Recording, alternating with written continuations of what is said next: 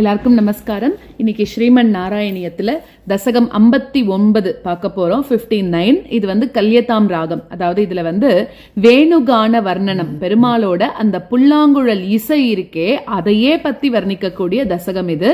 So முதல் ஸ்லோகத்துல என்ன சொல்றா அப்படின்னாக்கா, முதல்ல பட்டத்ரி பெருமாளை எப்படி சொல்றாருன்னா, பெருமாளோட வர்ணனை முதல்ல எப்படி இருக்கான், அப்பதான் பூத்த ஒரு பூ, அது எவ்வளவு அழகா இருக்கும் இல்லையா, அந்த மாதிரியும் எல்லாரோட மனசுல பாசத்தை பெருக்கியதுமா இருக்கக்கூடிய அந்த பிரம்ம தத்துவ உருவமா இருக்கக்கூடிய அந்த சச்சிதானந்த ரூபத்தால எல்லாரையும் பெருமாள் மயக்கின்னு இருக்காராம். அதாவது ஞானமும் ஆனந்தமுமே வடிவெடுத்த ஒரு திருமேனியோட அந்த பெருமாளை நம்ம டெய்லி பார்த்தா கூட அவ்வளோ புதுசா இருப்பார் அந்த பெருமாள். ஐயோ நம்ம இன்னைக்கு இதை பார்க்கலையே அதை பார்க்கலையே, நாளைக்கு பார்த்தா நம்ம நேற்று இது பார்த்தோமா அப்படின்ற அளவு ரொம்ப புதுசா நமக்கு டெய்லி தோண வைக்கக்கூடிய அந்த அளவுக்கு அழகோட எல்லாரையும் மயக்க வைக்கக்கூடிய திருமேனிய நாள்தோறும் அப்படி டெய்லி அந்த கோபியர்கள் எல்லாரும் பார்த்து தன்னோட வயம் இழந்தா அப்படின்னு சொல்லி முதல்ல பெருமாளோட திருமேனிய பட்டத்ரி வர்ணிக்கிறார். இதுல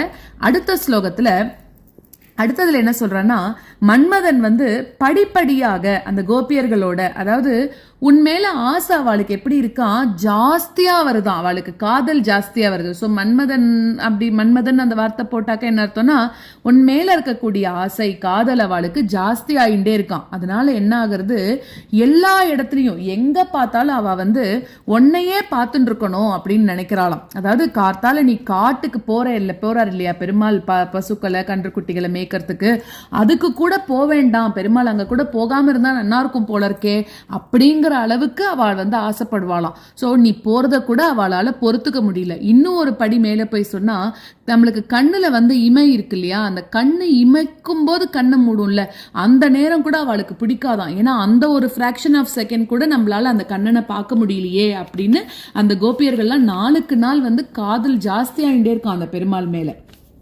மூணாவது ஸ்லோகத்துல அந்த மாதிரி மான் மாதிரி கண்களோட இருக்கக்கூடிய அந்த கோபியர்கள் அவெல்லாம் நீ போற இல்லையா, காட்டுக்கு கிளம்பி போற இல்லையா, உன்னை பார்த்துட்டே இருக்கா. ஆனா திடீர்னு நீ காட்டுக்கு கிளம்பி போன உடனே நீ எவ்வளோ தூரத்துக்கு போறியோ அவ்வளோ தூரத்துக்கு அவளோட கண்ணு, அதாவது பார்த்துட்டே இருக்காளாம், நீ போற வரைக்கும் உன்னை பார்த்துட்டே இருக்கா, மனசு ஃபுல்லா அவளுக்கு நீ போற இடத்துலயே இருந்துட்டே இருக்கான். அப்போ என்ன ஆகுறதான், அந்த மாதிரி நீ போற வரைக்கும் அந்த கண்ணாலையும் மனசாலையும் பார்த்துட்டே இருக்கா இல்லையா, அப்போ அவளுக்கு எப்படி தெரியுமா இருக்கான், அவளோட உயிரே அவளை விட்டு பிரியற மாதிரி ஒரு ஃபீலிங் அவளுக்கு இருக்குமா அந்த இருக்கக்கூடிய கோபியர்களுக்கு. ஸோ அந்த மாதிரி இப்படி நீ போயிட்ட இல்லையா, அப்போ அந்த கோபியர்கள்லாம் ரொம்ப தூரத்துல, ஆனா உன்னோட புல்லாங்குழலோட ஓசை கேட்கும் தானே, அப்ப என்ன பண்றாளாம், ஆஹா பெருமாள் அங்க புல்லாங்குழல் ஊதின்னு இருக்காரே, இப்ப எந்த மாதிரி ஊதின்னு இருப்பார், எங்க நின்று இருப்பார், யாரெல்லாம் அவ கூட இருப்பா இப்படின்னு உன்னை பத்தியே பேசிண்டு அவளோட பொழுத திருப்பி நீ வர வரைக்கும் உன்னை பத்தியே பேசிட்டு இருக்காளாம். நீ இருக்கும் போதும் உன்னை பத்தி தான் பேசுறா, உன்னையே பார்த்துட்டு இருக்கா, நீ இல்லாத போதும் உன்னை பத்தியே பேசிட்டு இருக்கா அப்படின்னு சொல்றா. அடுத்தது நாலாவது ஸ்லோகத்துல என்ன சொல்றான்னாக்க, நீ என்ன பண்ற அப்படின்னாக்க, குளிர்ந்த நிழலோட இருக்கக்கூடிய அந்த ஒரு மரத்தடி அதை நீ எடுத்துக்கிற, அந்த மரத்தடியில எப்படி தருமா நின்று இருக்காராம் பெருமாள், மரத்துல அழகா சாஞ்சிண்டு புல்லாங்குழலை கையில வாயில வச்சுண்டு ஒரு கால முன்னாடியும் ஒரு கால பின்னாடியும், அந்த புல்லாங்குழல் ஊதுற போஸ் நம்மளுக்கு தெரியும் இல்லையா, அந்த மாதிரி முன்னாடி பின்னாடின்னு மாத்தி வச்சுண்டு அந்த புல்லாங்குழலை உன்னோட மூச்சு காத்துனால நிரப்பி அந்த புல்லாங்குழலை நீ ஊதின்னு இருந்த அப்படின்னு சொல்றது நாலாவது ஸ்லோகம். அஞ்சாவது ஸ்லோகத்துல உன்னோட அந்த புல்லாங்குழலோட ஓசை இங்க இருக்கிறவாளுக்கு மட்டும் கேட்கல, தேவலோக பெண்கள் விண்ணுலகத்துல இருக்கா இல்லையா அவளுக்கும் கேட்டுதான். அப்போ அவள்கிட்டயும் என்ன ஆச்சா, மன்மதனோட அம்பு பாய்ச்சது அப்படிங்கிறா. அப்படின்னு என்ன அர்த்தம், அவளும் உங்ககிட்ட காதல் வசப்பட்டுட்டா அப்படின்னு அர்த்தம். அவ மட்டும் இல்ல, பசு பட்சிகள் அவளோட பசு பட்சிகளோட கூட்டங்கள்லாம் இருக்கு இல்லையா, அது கூட எப்படி ஆயிடுதான், அசைவில்லாம அப்படியே நின்னு போயிடுதான் அந்த இடத்துல உன்னோட புல்லாங்குழல் ஓசையிலேயே.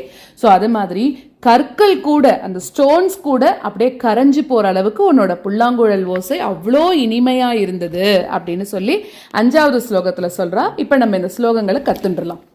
த்வத்வபுர் நவ கலாய கோமலம் பிரேமதோஹனம் அசேஷ மோகனம் பிரம்ம தத்வ பரச்சின் முதாத்மகம் வீக்ஷ்ய சம் முமுஹுரன்வகம் ஸ்திரியஹ त्वद्वपुर्नवकलाय कोमलं प्रेमदोहनमशेषमोहनं त्वद्वपुर्नवकलाय कोमलं प्रेमदोहनमशेषमोहनं ब्रह्मतत्त्वपरचिन्मुदात्मकं वीक्ष्य सम्मुमुहुरन्वहं स्त्रियः ब्रह्मतत्त्वपरचिन्मुदात्मकं वीक्ष्य सम्मुमुहुरन्वहं स्त्रियः त्वद्वपुर्नवकलाय कोमलं प्रेमदोहनमशेषमोहनं ब्रह्मतत्त्वपरचिन्मुदात्मकं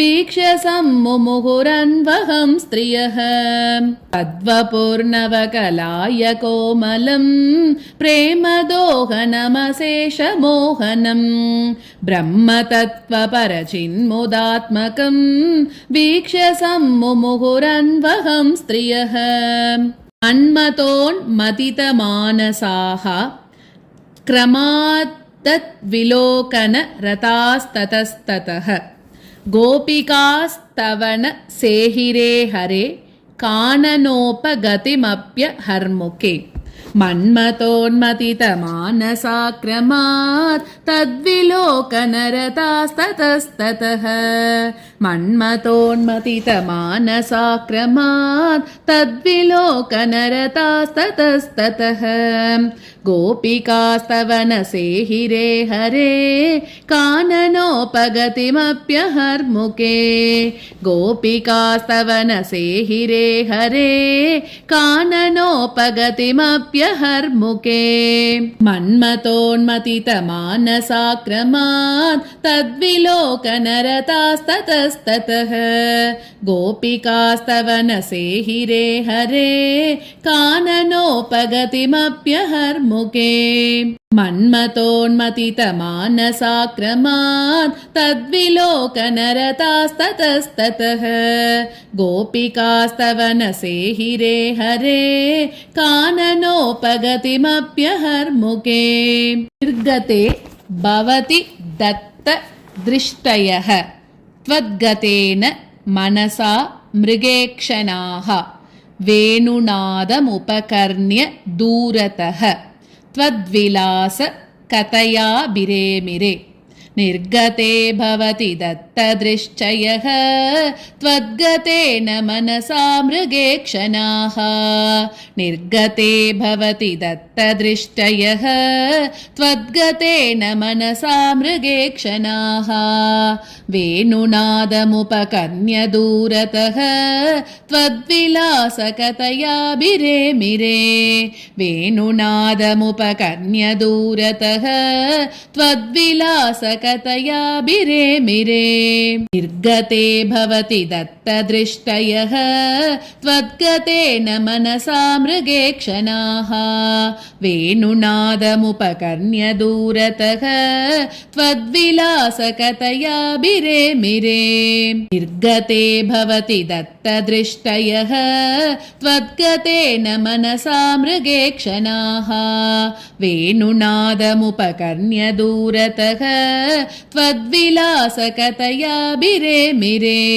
काननान्तमितवान् भवानपि स्निग्धपादपतले मनोरमे व्यत्यया कलितपादमास्थितः प्रत्यपूरयत वेणुनालिकाम् काननान्तमितवान् भवानपि स्निग्धपादपतले मनोरमे काननान्तमितवान् भवानपि स्निग्धपादपतले मनोरमे व्यत्यया कलितपादमास्थितः प्रत्यपूरयत वेणुनालिकां व्यत्यया कलितपादमास्थितः प्रत्यपूरयत वेणुनालिकाम् काननान्तमितवान् भवानपि स्निग्धपादपतले मनोरमे व्यत्यया कलितपादमास्थितः प्रत्यपूरयत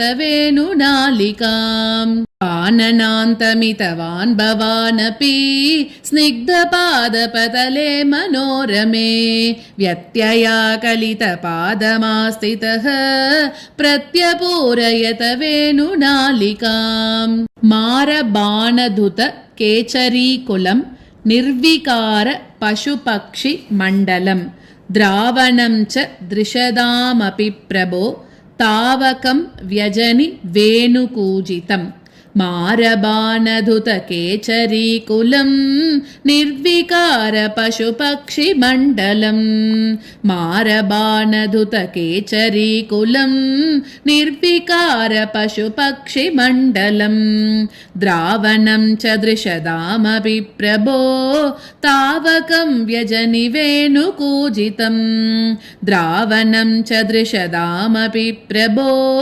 तावकं व्यजनि वेणुकूजितम् मारबाणधुतकेचरीकुलं निर्विकार पशुपक्षिमण्डलम् द्रावणं च दृशदामपि प्रभो तावकं व्यजनि वेणुकूजितम् मारबाणधुतकेचरीकुलं निर्विकार पशुपक्षिमण्डलम् द्रावणं च दृशदामपि प्रभो तावकं व्यजनि वेणुकूजितम्